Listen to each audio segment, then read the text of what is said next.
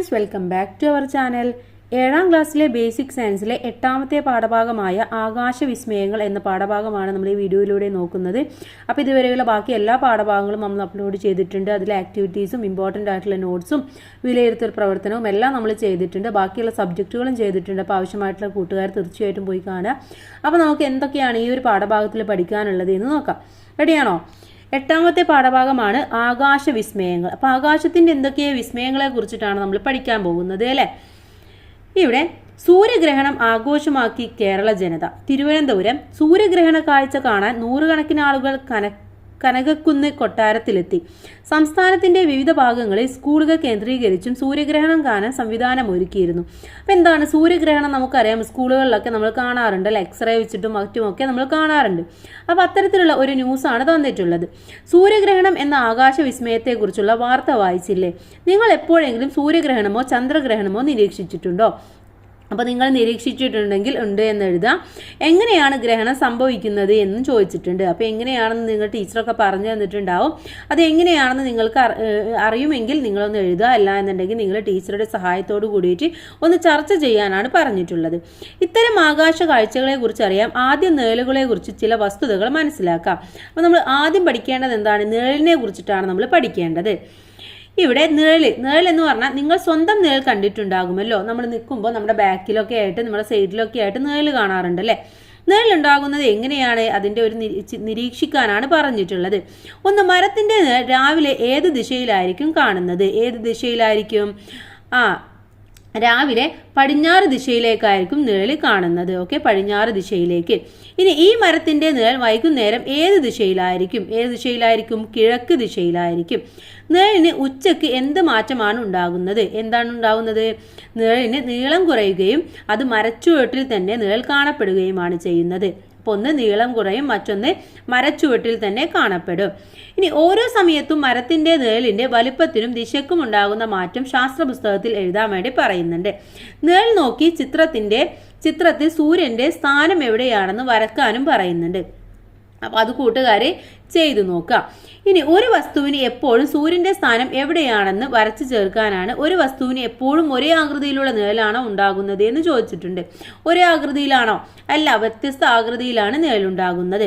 അതിനുള്ള ഒരു പരീക്ഷണമാണ് ഇവിടെ പറയുന്നത്. എന്താണ്? ഒരു വള ചിത്രം 1 കാണുന്ന രീതിയിൽ പിടിച്ച് അതിനു നേരെ ടോർച്ച് പ്രകാശിപ്പിക്കാൻ പറയുന്നുണ്ട്. ഭിത്തിയിൽ പതിക്കുന്ന നിഴലിന്റെ ആകൃതി നിരീക്ഷിക്കാം. എന്നിട്ട് ചിത്രം 2ലും 3ലും കാണുന്ന രീതിയിൽ വള പിടിച്ച് ടോർച്ച് പ്രകാശിപ്പിച്ചു നോക്കുക. 3 സന്ദർഭങ്ങളിലും ഭിത്തിയിൽ പതിയുന്ന നിഴലുകളുടെ ആകൃതി ഒരുപോലെയാണോ എന്ന് മനസ്സിലാക്കാനാണ് പറയുന്നത്.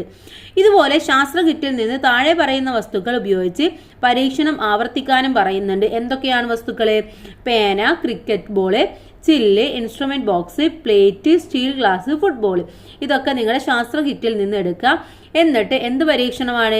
ഓരോ വസ്തുവും ചുവരിന് നേരെ പല രീതിയിൽ പിടിച്ച് അവയിലേക്ക് ടോർച്ച് പ്രകാശിപ്പിച്ചിട്ടുള്ള നിരീക്ഷണമാണ് എഴുതേണ്ടത്. ഇനി ഇവിടെ വസ്തു അതിൻ്റെ നിഴലിൻ്റെ രൂപം എങ്ങനെയാണെന്ന് നിങ്ങളുടെ അടുത്ത് കണ്ടെത്താനാണ് പറയുന്നത്. പേനയിൽ രൂപം മാറുന്നതായിട്ട് നമുക്ക് തോന്നും. ഫുട്ബോളിൽ രൂപം മാറുന്നില്ല. അതുപോലെ ക്രിക്കറ്റ് ബോൾ ആണെങ്കിൽ രൂപം മാറുന്നില്ല. ചില്ല് എന്ന് പറയുന്നത് നിഴൽ പ്രത്യക്ഷപ്പെടുന്നില്ല. അതുപോലെ ഇൻസ്ട്രുമെന്റ് ബോക്സ് ആണെങ്കിൽ രൂപം മാറുന്നുണ്ട്. പ്ലേറ്റ് ആണെങ്കിൽ രൂപം മാറുന്നുണ്ട്. സ്റ്റീൽ ഗ്ലാസ് ആണെങ്കിൽ രൂപം മാറുന്നുണ്ട്. അങ്ങനെയായിരിക്കും നിങ്ങൾ നിരീക്ഷിക്കുമ്പോൾ നിങ്ങൾക്ക് മനസ്സിലാക്കാൻ വേണ്ടി സാധിക്കുന്നത്. ഒന്നുകൂടെ പറയാം. പേന രൂപം മാറുന്നുണ്ട്. ഫുട്ബോൾ രൂപം മാറുന്നില്ല. ക്രിക്കറ്റ് ബോൾ രൂപം മാറുന്നില്ല. ചില്ല് നിഴൽ രൂപപ്പെടുന്നില്ല. ഇൻസ്ട്രുമെന്റ് ബോക്സ് രൂപം മാറുന്നുണ്ട്. പ്ലേറ്റ് രൂപം മാറുന്നുണ്ട്. സ്റ്റീൽ ഗ്ലാസ് രൂപം മാറുന്നുണ്ട്. ഇനി പട്ടിക വിശകലനം ചെയ്യൂ. എല്ലാ വസ്തുക്കളും നിഴൽ ഉണ്ടാകുന്നുണ്ടോ? ഉണ്ടോ? ഇല്ല, എല്ലാ വസ്തുക്കളിലും നിഴൽ ഉണ്ടാകുന്നില്ല. നിഴൽ രൂപപ്പെടുന്നത് പ്രകാശ സ്രോതസ്സിന്റെ ഏത് വശത്താണ് എന്നാണ് ചോദിച്ചിട്ടുള്ളത്. ഏതാണ്? എതിർ ദിശയിലായിരിക്കും. ഇനി എപ്പോഴും ഒരേ ആകൃതിയിൽ നിഴൽ രൂപപ്പെടുന്നത് ഏതെല്ലാം വസ്തുക്കൾ ഉപയോഗിച്ചപ്പോഴാണ്? ഏതൊക്കെയാണ് ഒരേ ആകൃതിയിൽ നിഴൽ രൂപപ്പെടുന്നത്? ഫുട്ബോള്, ക്രിക്കറ്റ് ബോള് അല്ലെ, പ്ലേറ്റ് ഫുട്ബോള്, ക്രിക്കറ്റ് ബോൾ ഇതൊക്കെ ഉപയോഗിക്കുമ്പോഴാണ് നമുക്ക് നിഴൽ ഒരേ രൂപത്തിൽ കാണപ്പെടുന്നത്. ഇനി നിഴലും പ്രകാശവും തമ്മിലുള്ള ബന്ധമാണ് അടുത്തതായിട്ട് പറയുന്നത്. എല്ലാ അതാര്യ വസ്തുക്കൾക്കും നിഴലുണ്ട്. പ്രകാശ സ്രോതസ്സിന്റെ എതിർദിശയിലായിരിക്കും നിഴൽ രൂപപ്പെടുന്നത്. ഗോളാകൃതിയിലുള്ള വസ്തുക്കൾക്ക് മാത്രമേ എപ്പോഴും വൃത്താകൃതിയിലുള്ള നിഴൽ ഉണ്ടാവുകയുള്ളൂ. അപ്പം എന്താണ് ഇവിടെ ഫുട്ബോള്, ക്രിക്കറ്റ് ബോൾ എന്നൊക്കെ പറയുന്നത്? ഗോളാകൃതിയാണ് അല്ലേ. അപ്പൊ അതിന് എപ്പോഴും എന്താണ്, ഒരേ രീതിയിലുള്ള അല്ലെങ്കിൽ വൃത്താകൃതിയിലുള്ള നിഴൽ മാത്രമാണ് ഉണ്ടായിരിക്കുന്നത്. ചിത്രം നിരീക്ഷിച്ച് നിങ്ങളുടെ നിഴലിന്റെ വ്യത്യസ്ത രൂപങ്ങൾ ഉണ്ടാക്കാൻ ശ്രമിച്ചു നോക്കാൻ വേണ്ടി പറയുന്നുണ്ട്. അപ്പൊ ഇതേപോലെ നിങ്ങൾ ഇവിടെ തവളേനൊക്കെ കാണിച്ചിട്ടില്ലേ, ഇതേപോലെയൊക്കെ ഒന്ന് ചെയ്തു നോക്കുക. ഇനി ആകാശഗോളങ്ങളുടെ നിഴലാണ് അടുത്തതായിട്ട് പറയുന്നത്. ഭൂമിയും ചന്ദ്രനും മറ്റു ആകാശഗോളങ്ങളും അതാര്യ വസ്തുക്കളാണല്ലോ, ഇവക്ക് നിഴൽ ഉണ്ടാകുമോ എന്നാണ് ചോദിച്ചിട്ടുള്ളത്. നിഴൽ ഉണ്ടാകുമോ, നമുക്ക് നോക്കാം. പ്രകാശ സ്രോതസ്സായ സൂര്യൻ വളരെ വലുതാണെന്നും ഭൂമി സൂര്യനെ അപേക്ഷിച്ച് വളരെ ചെറുതാണെന്നും നമ്മൾ കഴിഞ്ഞ ക്ലാസ്സിൽ പഠിച്ചിട്ടുണ്ടായിരുന്നു, കഴിഞ്ഞ ഒരു ചാപ്റ്ററിൽ പഠിച്ചിട്ടുണ്ടായിരുന്നു അല്ലെ. ഇനി സൂര്യപ്രകാശം ഭൂമിയിലെത്തുന്നതിന്റെ രേഖാചിത്രം നിരീക്ഷിക്കൂ. അതാണ് ഇവിടെ തന്നിട്ടുള്ളത്. ഇവിടെ എന്താണ്, സൂര്യപ്രകാശം നേരെ ഭൂമിയിൽ തട്ടും, അവിടുന്ന് വീണ്ടും റിഫ്ലക്ട് ചെയ്യും, എന്നിട്ടാണ് വീണ്ടും ഭൂമിയിലേക്ക് വരുന്നത്. അഥവാ ഭൂമി സൂര്യപ്രകാശത്തെ കടത്തിവിടാത്തതിനാൽ മറുഭാഗത്ത് നിഴൽ ഉണ്ടാകുമല്ലോ, ഉണ്ടാവും അല്ലെ.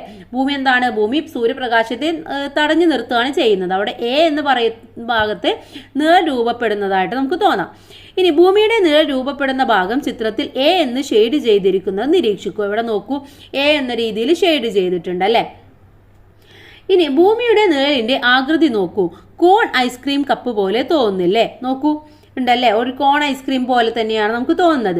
ഭൂമിയുടെ നിഴലുമായി ബന്ധപ്പെട്ട് ഇപ്പോൾ നിങ്ങൾ മനസ്സിലാക്കിയ വസ്തുതകൾ എന്തൊക്കെയാണ്? ഒന്ന്, ഭൂമി ഒരു അതാര്യ വസ്തു ആയതിനാൽ നിഴൽ രൂപപ്പെടുന്നു.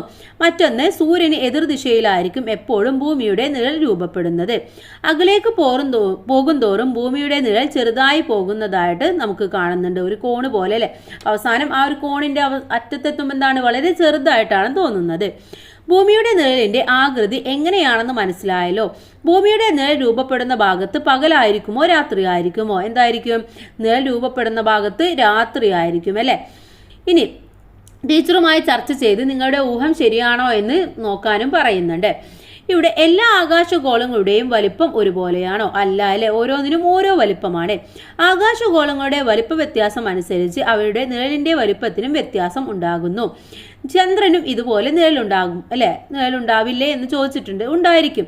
ഒരു ആകാശഗോളത്തിൽ പ്രകാശം പതിയുന്ന ഭാഗത്ത് പകലും നിഴൽ ഉണ്ടാകുന്ന ഭാഗത്ത് രാത്രിയും അനുഭവപ്പെടുന്നു. നമ്മൾ പറയും ഇവിടെ പകലാവുമ്പോൾ അമേരിക്കയിലൊക്കെ രാത്രിയാണെന്ന് പറയും അല്ലെ. അതിന് കാരണം എന്ന് പറയുന്നത് ഇതാണ്. കാരണം ഇവിടെ പകലാവുമ്പോൾ അതിന്റെ നിഴൽ ആണ് രാത്രിയായിട്ട് അനുഭവപ്പെടുന്നത്. ഇനി ഭൂമിയുടെ നിഴലിൽ ചന്ദ്രൻ ഭൂമിയെ പരിക്രമണം ചെയ്യുന്ന ഗോളമാണെന്ന് നമുക്കറിയാം. ചന്ദ്രൻ ഭൂമിയെ പരിക്രമണം ചെയ്യുമ്പോൾ ഭൂമിയുടെ നിഴലിൽ ചന്ദ്രൻ വരാൻ സാധ്യതയുള്ള സ്ഥാനം താഴെ പറയുന്നവയിൽ ഏതാണ്? ഇതിൽ ഏത് സ്ഥാനത്തായിരിക്കും ചന്ദ്രൻ വരുന്നത്? ചന്ദ്രനും സൂര്യനും ഭൂമിക്ക് ഇടയിൽ വരുന്നു, അതുപോലെ ഭൂമി സൂര്യനും ചന്ദ്രനും ഇടയിൽ വരുന്നു. ഇവിടെ ഏത് ഭാഗത്തായിരിക്കും നിഴൽ ഉണ്ടാകുന്നത്? കൂട്ടുകാരെ ഒന്ന് ശ്രദ്ധിച്ചു നോക്കൂ, ബിയിലാണ് അല്ലെ. ഭൂമിയും സൂര്യനും ചന്ദ്രനും ഇടയിൽ വരുമ്പോഴാണ് അവിടെ എന്തുണ്ടാവുന്നത്, ഭൂമിയുടെ നിഴല് ചന്ദ്രൻ വരാൻ സാധ്യതയുള്ളത്. ഇനി ചർച്ച ചെയ്ത് നിങ്ങളുടെ ഉത്തരം ശാസ്ത്ര പുസ്തകത്തിൽ എഴുതാൻ വേണ്ടി പറയുന്നുണ്ട്.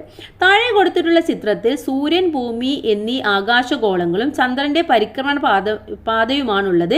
ചന്ദ്രൻ ഭൂമിക്ക് ചുറ്റും പരിക്രമണം ചെയ്യുന്ന പാതയിലെ വിവിധ സ്ഥലങ്ങളാണ് BCD എന്നിവ. ഇവിടെ നോക്കൂ, BCD എന്ന് 3 തരത്തിലാണ് അടയാളപ്പെടുത്തിയിട്ടുള്ളത് അല്ലെ. അതെന്താണ്, ചന്ദ്രന്റെ പരിക്രമണ പാതയാണ്. ഇനി ഇവയിൽ ഏത് സ്ഥാനത്ത് എത്തുമ്പോഴാണ് ചന്ദ്രൻ ഭൂമിയുടെ നിഴലിൽ പ്രവേശിക്കുന്നത്? ഏതാണ്, ബിയിലെത്തുമ്പോഴാണ്. ഇനി ഏത് സ്ഥാനത്ത് എത്തുമ്പോഴാണ് ചന്ദ്രൻ പൂർണ്ണമായും ഭൂമിയുടെ നിഴലിൽ വരുന്നത്? ഏത് ഭാഗത്താണ്? സിയിൽ വരുമ്പോഴാണ്. ഇനി ചന്ദ്രൻ ഭൂമിയുടെ നിഴലിൽ നിന്ന് പൂർണ്ണമായും പുറത്തെത്തുന്ന സ്ഥാനം എന്ന് പറയുന്നത് ഡിയിലാണ്. ഡിയിലെത്തുമ്പോൾ പൂർണ്ണമായും പുറത്തെത്തുകയാണ് ചെയ്യുന്നത്.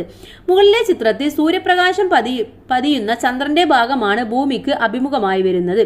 ഈ ദിവസം ഭൂമിയിൽ നിന്ന് ചന്ദ്രനെ കാണാൻ സാധിക്കും. എന്നാൽ സി എന്ന സ്ഥാനത്ത് എത്തുമ്പോൾ ചന്ദ്രനെ കാണാൻ കഴിയില്ലല്ലോ. എന്തുകൊണ്ടായിരിക്കും ചന്ദ്രനെ കാണാൻ കഴിയാത്തത് എന്ന് നിങ്ങളൊന്ന് ആലോചിച്ചു നോക്കൂ. ഇവിടെ ചന്ദ്രഗ്രഹണം അഥവാ ലൂണാർ എക്ലിപ്സിനെ കുറിച്ചാണ് പറയുന്നത്. ചന്ദ്രൻ ഭൂമിയെ പരിക്രമണം ചെയ്യുമ്പോൾ ചില സമയങ്ങളിൽ ഭൂമി സൂര്യനും ചന്ദ്രനും ഇടയിൽ നേർരേഖയിൽ വരുന്നു. ഈ സമയം ഭൂമിയുടെ നിഴലിലായിരിക്കും ചന്ദ്രൻ. ഇതാണ് ചന്ദ്രഗ്രഹണം അഥവാ ലൂണാർ എക്ലിപ്സ് എന്ന് പറയുന്നത്. ഓക്കെ, ഇനി ആകാശത്ത് ദൃശ്യമാകുന്ന മനോഹര പ്രതിഭാസങ്ങളിൽ ഒന്നാണ് ചന്ദ്രഗ്രഹണം എന്ന് പറയുന്നത്. പൂർണ്ണഗ്രഹണ സമയത്ത് ചന്ദ്രൻ ഓറഞ്ച് കലർന്ന ചുവപ്പ് നിറത്തിൽ മങ്ങിയാണ് കാണപ്പെടുന്നത്. ഇനി വരുന്ന ചന്ദ്രഗ്രഹണം നമുക്ക് എല്ലാവരും നിരീക്ഷിക്കാനാണ് പറയുന്നത്. അപ്പൊ എന്താണ് ചന്ദ്രഗ്രഹണം? എന്താണെന്ന് നമ്മൾ പഠിച്ചു. ഭൂമിയെ പരിക്രമണം ചെയ്യുമ്പോൾ ചന്ദ്രൻ അപൂർവമായി ഭൂമിക്കും സൂര്യനും ഇടയിൽ നേർരേഖയിൽ വരുന്ന ദിവസമാണ്. ഇനി അടുത്തത് ഭൂമിയും ചന്ദ്രന്റെ നിഴലിനും കുറിച്ചിട്ടാണ് അടുത്തതായിട്ട് നമ്മൾ നോക്കുന്നത്. സൂര്യനും ഭൂമിക്കുമിടയിൽ ചന്ദ്രൻ നേർരേഖയിൽ വരുമ്പോൾ എന്താണ് സംഭവിക്കുക? ഭൂമിയേക്കാൾ ചെറിയ ഗോളമാണല്ലോ ചന്ദ്രൻ എന്ന് പറയുന്നത്. അപ്പൊ ചന്ദ്രന്റെ നിഴലിൽ ഭൂമിയെ പൂർണ്ണമായും മറക്കാൻ സാധിക്കുമോ? നിങ്ങളൊന്ന് ആലോചിച്ച് നോക്കൂ. പൂർണ്ണമായിട്ട് മറക്കാൻ സാധിക്കില്ല അല്ലെ? ചിത്രം നിരീക്ഷിച്ച് നിങ്ങളുടെ നിഗമനം ശാസ്ത്ര പുസ്തകത്തിൽ എഴുതാനാണ് പറയുന്നത്. ഇവിടെ നോക്കൂ, ചന്ദ്രൻ എന്ന് പറയുന്നത് ചെറുതാണ്, ഭൂമി എന്ന് പറയുന്നത് വലുതാണ്. അതുകൊണ്ട് തന്നെ അപ്പോൾ നമുക്ക് ഭൂമിയെ മുഴുവനായിട്ടും മറക്കാൻ വേണ്ടി സാധിക്കില്ല. ചന്ദ്രന്റെ നിഴൽ പതിയുന്ന ഭൂമിയുടെ ഭാഗം എന്ന് പറയുന്ന അടയാളപ്പെടുത്തിയോ നോക്കൂ, ചെറിയൊരു ഭാഗം മാത്രമാണല്ലേ. അപ്പൊ ചന്ദ്രന്റെ നിഴൽ ഭൂമിയെ പൂർണ്ണമായി മായ്ക്കുന്നില്ല എന്ന് നമുക്ക് മനസ്സിലായി. ഭൂമിയിൽ ചന്ദ്രന്റെ നിഴൽ വീഴുന്ന ഭാഗത്തുള്ളവർക്ക് ആ സമയം സൂര്യനെ കാണാൻ കഴിയുമോ? ആ സമയത്ത് അവിടെയുള്ളവർക്ക് സൂര്യനെ പൂർണ്ണമായിട്ടും കാണാൻ വേണ്ടി സാധിക്കില്ല അല്ലെ. ഇനി ചന്ദ്രൻ സൂര്യനെ മറക്കുന്നത് കൊണ്ടാണ് ആ സമയം സൂര്യനെ കാണാൻ സാധിക്കാത്തത്. ഇതാണ് സൂര്യഗ്രഹണം എന്ന് പറയുന്നത്. ഈ പ്രതിഭാസം പകലാണോ രാത്രിയാണോ സംഭവിക്കുക? വിശകലനം ചെയ്യാനാണ് പറയുന്നത്. അപ്പൊ ഇവിടെ തന്നിട്ടുണ്ട് സൂര്യഗ്രഹണം എന്താണെന്ന്, അഥവാ സോളാർ എക്ലിപ്സ് എന്ന് പറഞ്ഞാൽ എന്താണ്? ഭൂമിയെ പരിക്രമണം ചെയ്യുമ്പോൾ ചന്ദ്രൻ അപൂർവമായി ഭൂമിക്കും സൂര്യനും ഇടയിൽ നേർരേഖയിൽ വരുന്നു. ഈ സമയം ചന്ദ്രന്റെ നിഴൽ ഭൂമിയിൽ വീഴുന്നു. ചന്ദ്രന്റെ നിഴൽ വീഴുന്ന പ്രദേശത്തുള്ളവർക്ക് ചന്ദ്രന്റെ മറവ് കാരണം സൂര്യനെ കാണാൻ സാധിക്കുകയില്ല. ഇതാണ് സൂര്യഗ്രഹണം എന്ന് പറയുന്നത്. ചന്ദ്രന്റെ നിഴൽ വീഴുന്ന ഭൂപ്രദേശത്തുള്ളവർക്ക് മാത്രമാണ് സൂര്യഗ്രഹണം ദൃശ്യമാകുന്നത്. അപ്പോൾ സൂര്യഗ്രഹണം എല്ലാവർക്കും ദൃശ്യമാകില്ല. ഇനി ഇവിടെ ചിത്രം നോക്കൂ. പൂർണ്ണ സൂര്യഗ്രഹണമുള്ള ഒരു ദിവസമാണ്, അഥവാ ഫുള്ളായിട്ട് ചന്ദ്രനെ മാത്രം കാണാൻ കഴിയുകയാണ് അവിടെ ചെയ്യുന്നത്. ഇനി വലയ സൂര്യഗ്രഹണം ഇതേ രീതിയിലായിരിക്കും. ഭാഗികമായിട്ടുള്ള സൂര്യഗ്രഹണം എന്ന് പറയുന്നത് ഇതേ രീതിയിലും ആയിരിക്കും. പൂർണ്ണ സൂര്യഗ്രഹണവും വലയ സൂര്യഗ്രഹണവും ഭാഗിക സൂര്യഗ്രഹണവും നമുക്ക് ദൃശ്യമാകാറുണ്ട്. നൽകിയിരിക്കുന്ന ചിത്രം ഗ്രൂപ്പിൽ വിശകലനം ചെയ്ത് ഇവയുടെ സവിശേഷതകൾ ചർച്ച ചെയ്യാനാണ് പറഞ്ഞിട്ടുള്ളത്. അപ്പൊ പൂർണ്ണ സൂര്യഗ്രഹണം എന്ന് പറഞ്ഞു കഴിഞ്ഞാൽ എന്താണ്? ചന്ദ്രൻ സൂര്യനെ പൂർണ്ണമായി മറച്ചതായി കാണപ്പെടുന്നു. സൂര്യന്റെ അന്തരീക്ഷമായ കൊറോണ കാണാൻ വേണ്ടി കഴിയും.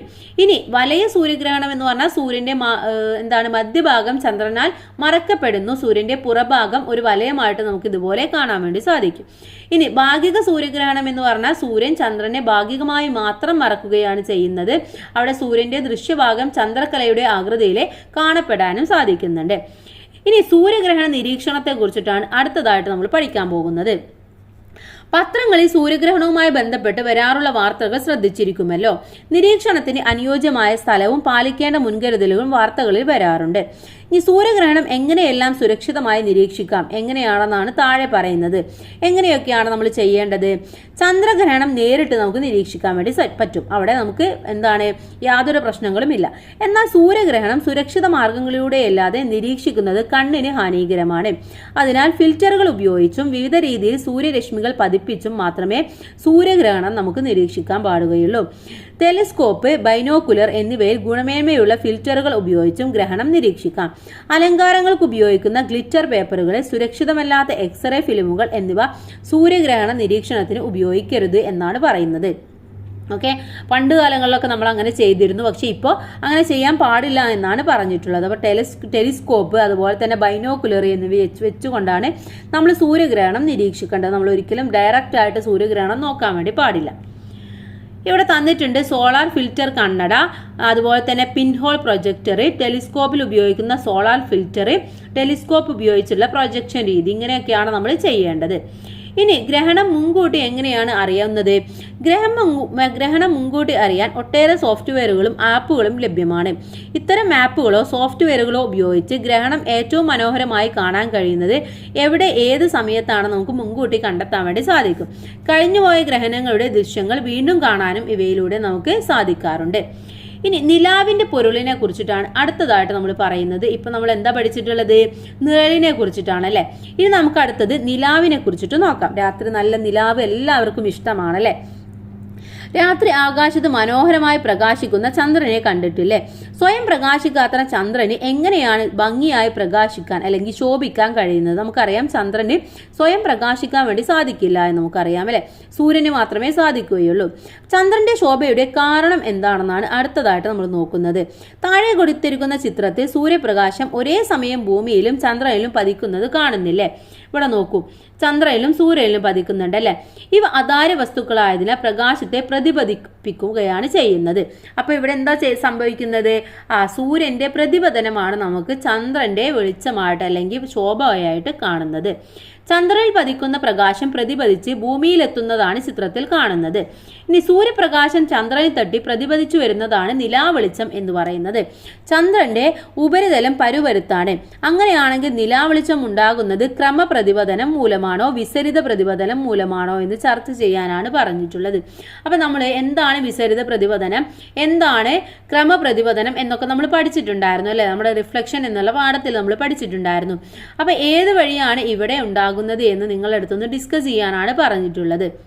ഇനി നിലാവ് അഥവാ മൂൺ ലൈറ്റ് എന്താണെന്ന് പറയുന്നുണ്ട്. ചന്ദ്രോപരിതലത്തിൽ പതിക്കുന്ന സൂര്യപ്രകാശം വിസരിതമായി പ്രതിപതിച്ച് ഭൂമിയിലെത്തുന്നതാണ് നാം രാത്രിയിൽ കാണുന്ന നിലാവ് എന്ന് പറയുന്നത്. അത് നമുക്ക് മനസ്സിലായി, അവിടെ വിസരിത പ്രതിപതനമാണെന്ന് നമുക്ക് മനസ്സിലായി അല്ലേ? ഈ നിലാവ് കൂടുതലുള്ള രാത്രികളും നിലാവ് തീരെയില്ലാത്ത രാത്രികളും നിങ്ങൾ അനുഭവിച്ചിട്ടുണ്ടാകുമല്ലോ. എന്താണ് ഇതിന് കാരണം എന്ന് ചോദിച്ചിട്ടുണ്ട്. എന്തായിരിക്കും നല്ല നിലാവുള്ള രാത്രി ഉണ്ടാകുന്നത്, അതുപോലെ തന്നെ എന്തുകൊണ്ടാണ് നിലാവ് കുറഞ്ഞ രാത്രികളും ഉണ്ടാകുന്നത് എന്ന് നിങ്ങളടുത്ത് ഒന്ന് ഡിസ്കസ് ചെയ്യാൻ വേണ്ടി പറഞ്ഞിട്ടുണ്ട്. ഇനി ചന്ദ്രന്റെ കലകളെ കുറിച്ചിട്ടാണ് അടുത്തതായിട്ട് നമ്മൾ നോക്കാൻ പോകുന്നത്. സൂര്യനെ നമ്മൾ എല്ലാ ദിവസവും കാണുന്നത് ഒരേ ആകൃതിയിലല്ലേ?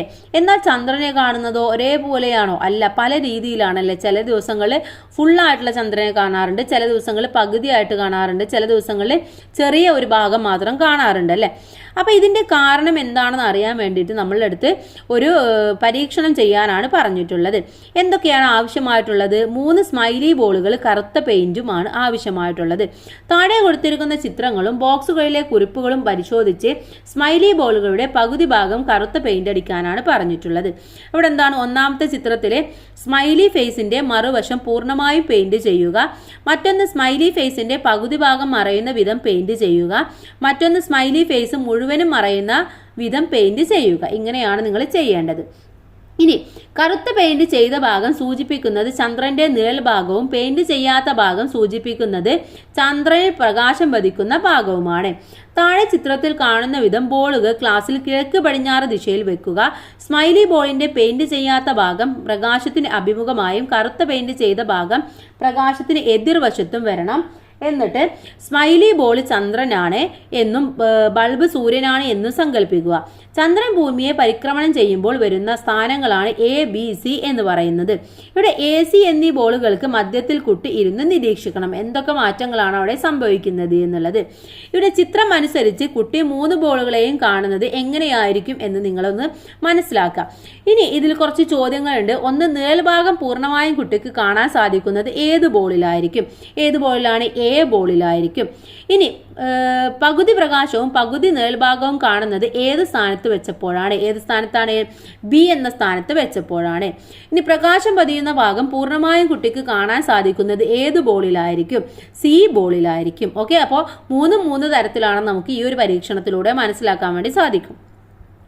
ഇനി ഒരു കുട്ടി വിവിധ ദിവസങ്ങളിൽ സൂര്യാസ്തമയ ശേഷം ചന്ദ്രനെ ആകാശത്ത് കണ്ട സ്ഥാനവും ആകൃതിയുമാണ് ചുവടെ കൊടുത്തിരിക്കുന്നത്. തന്നിരിക്കുന്ന ചിത്രത്തെ നിങ്ങൾ ചെയ്ത അടിസ്ഥാനത്തിൽ വിശകലനം ചെയ്യാനാണ് പറഞ്ഞിട്ടുള്ളത്. ഇവിടെ എന്താണ്? EFD അല്ലെ? DEF ഈ 3 സ്ഥാനങ്ങളിലാണുള്ളത്. അപ്പോൾ 3 സ്ഥാനങ്ങളിലും 3 രീതിയിലാണെന്ന് നമുക്ക് മനസ്സിലാക്കാൻ വേണ്ടി സാധിച്ചു. എല്ലാ ഭാഗത്തും ഒരേ രീതിയിലല്ല അതിൻ്റെ നിഴൽ കാണുന്നത് എന്ന്, അതിനനുസരിച്ചിട്ടാണ് നമുക്ക് ചന്ദ്രനെ കാണുന്നത് എന്ന് നമുക്ക് മനസ്സിലാക്കാൻ വേണ്ടി സാധിക്കും. ഇനി ഓരോ സ്ഥാനത്തെത്തുമ്പോഴും ചന്ദ്രന്റെ പ്രകാശിത ഭാഗം ഭൂമിയിൽ നിന്ന് കാണുന്നത് വ്യത്യാസമാണ് അല്ലേ? ഇനി താഴെ കൊടുത്തിരിക്കുന്ന പട്ടിക പരിശോധിച്ച് നിങ്ങളുടെ നിഗമനങ്ങൾ ശാസ്ത്ര പുസ്തകത്തിൽ രേഖപ്പെടുത്താനാണ് പറഞ്ഞിട്ടുള്ളത്. എന്തൊക്കെയാണ് തന്നിട്ടുള്ളത്? ഒന്ന്, ചന്ദ്രൻ ഡി എന്ന സ്ഥാനത്ത് എത്തുമ്പോൾ അവിടെ എങ്ങനെയാണ്? ചന്ദ്രന്റെ നിഴൽ ഭാഗം പൂർണ്ണമായും ഭൂമിക്ക് അഭിമുഖമായി വരികയാണ് ചെയ്യുന്നത്. ചന്ദ്രൻ ഇ എന്ന സ്ഥാനത്ത് എത്തുമ്പോൾ പകുതി പ്രകാശിത ഭാഗവും പകുതി നിഴൽ ഭാഗവുമാണ് കാണുന്നത്. ഇനി ചന്ദ്രൻ എഫ് എന്ന സ്ഥാനത്ത് എത്തുമ്പോൾ പ്രകാശിത ഭാഗം പൂർണ്ണമായി ഭൂമിക്ക് അഭിമുഖമായി വരികയാണ് ചെയ്യുന്നത്. അപ്പോൾ അവിടെ ഫുള്ളായിട്ടുള്ള ചന്ദ്രനെ നമുക്ക് കാണാൻ വേണ്ടി സാധിക്കും. ഇനി അമാവാസിയും പൗർണമിയുമാണ് പറയുന്നത്. New moon and full moon ആണ്. ചന്ദ്രന്റെ നിഴൽ ഭാഗം പൂർണ്ണമായും ഭൂമിക്ക് അഭിമുഖമായി വരുന്ന ദിവസമാണ് അമാവാസി അഥവാ കറുത്ത വാവ് എന്ന് പറയുന്നത്. ഈ ദിവസം നമുക്ക് ചന്ദ്രനെ കാണാൻ കഴിയില്ല.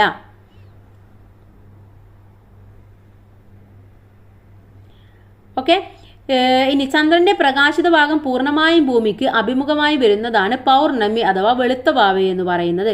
ചന്ദ്രന്റെ പ്രകാശിത ഭാഗത്തിന്റെ പകുതിയും നിഴൽഭാഗത്തിന്റെ പകുതിയും ഭൂമിക്ക് അഭിമുഖമായി വരുമ്പോൾ കാണുന്നതാണ് അർദ്ധചന്ദ്രൻ എന്ന് പറയുന്നത്. ഓക്കെ, ഇനി എന്താണ് വൃദ്ധിയും എന്താണ് ക്ഷയവും? വാക്സിൻ ആൻഡ് വാണിംഗ് ആണ് നോക്കുന്നത്.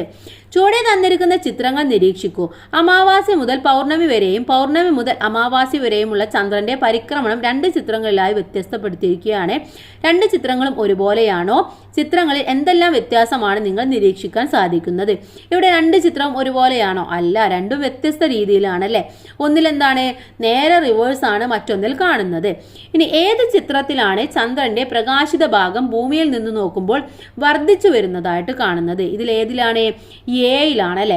ഇനി ഏതു ചിത്രത്തിലാണ് പ്രകാശിത ഭാഗം ഭൂമിയിൽ നിന്ന് നോക്കുമ്പോൾ കുറഞ്ഞു വരുന്നതായിട്ട് കാണുന്നത്? ചിത്രം ബിയിലാണ്. ഇനി എന്താണ് വൃദ്ധിക്ഷയം എന്നാണ് പറയുന്നത്? ഇനി ചന്ദ്രന്റെ പ്രകാശിത ഭാഗം ഭൂമിയിൽ നിന്ന് കാണുന്നത് കറുത്ത വാവ് മുതൽ വെളുത്ത വാവ് വരെ കൂടി വരുന്നു. ഈ കാലയളവാണ് വൃദ്ധി അഥവാ വെളുത്ത പക്ഷം എന്ന് പറയുന്നത്. ചന്ദ്രന്റെ പ്രകാശിത ഭാഗം ഭൂമിയിൽ നിന്ന് കാണുന്നത് വെളുത്ത വാവ് മുതൽ കറുത്ത വാവ് വരെ കുറഞ്ഞു വരുന്നു. ഈ കാലയളവാണ് ക്ഷയം അഥവാ കറുത്ത പക്ഷം എന്ന് പറയുന്നത്. ഭൂമിയെ പരിക്രമണം ചെയ്യുന്ന ചന്ദ്രന്റെ പ്രകാശിത ഭാഗവും നിഴൽ ഭാഗവും ഭൂമിയിൽ നിന്ന് കാണുന്നതിന്റെ വ്യത്യാസമാണ് വൃദ്ധിക്ഷയം എന്ന് പറയുന്നത്.